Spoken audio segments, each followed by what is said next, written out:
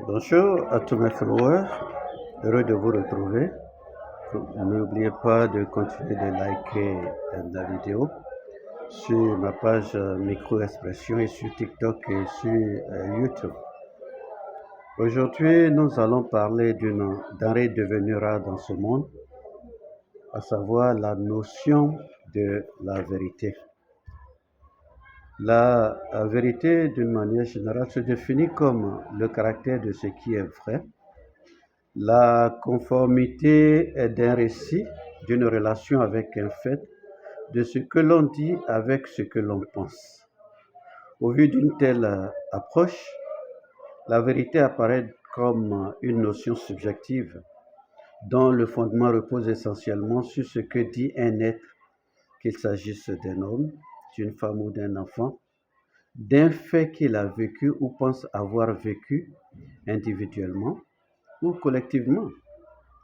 Cette subjectivité donne à la notion de vérité un caractère non intangible, non immuable et non absolu.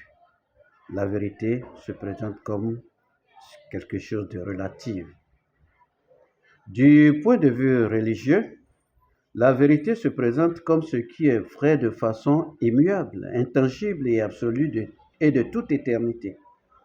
Et si la religion nous plonge, oui, elle nous introduit dans le domaine de ce qui transcende le monde sensible pour faire appel au divin, contrairement à la science qui essaie d'expliquer les phénomènes naturels en les liant les uns aux autres par des lois, des principes humainement intelligibles. En effet, s'il existe des choses qui pourraient être considérées ou être appelées des dieux, c'est qu'il est un vrai Dieu parmi tous ces dieux. La règle établit le principe suivant. Pour qu'une chose soit, il aurait fallu qu'une première chose ait été. Il aurait fallu une source, donc l'original, voire l'originel. Ainsi apparaît-il clairement ici la vérité intangible, immuable, absolue de Dieu, cet être suprême dont l'esprit humain perçoit faiblement. Il ressort de la vérité religieuse que seul Dieu est vérité.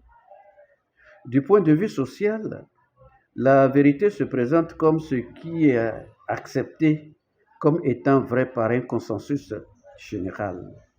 La vérité apparaît donc comme le fruit d'un code social, un consensus social qui, s'il peut sembler vrai dans une certaine société, apparaîtrait faux, erroné ailleurs. N'est-ce pas en cela que la philosophie a ajouté sa part de cogitation en admettant que la vérité est ce qui est en conformité de l'idée avec son objet par opposition à l'erreur. Tout ceci pour traduire le caractère partiel relatif de la vérité ou des vérités humaines. Au total, notons que Dieu, et lui seul, est la personnification de la vérité intangible, immuable, absolue. En dehors, il n'y a que des vérités relatives. Je vous remercie. N'oubliez pas de continuer de liker ma page afin que nous puissions partager d'autres notions.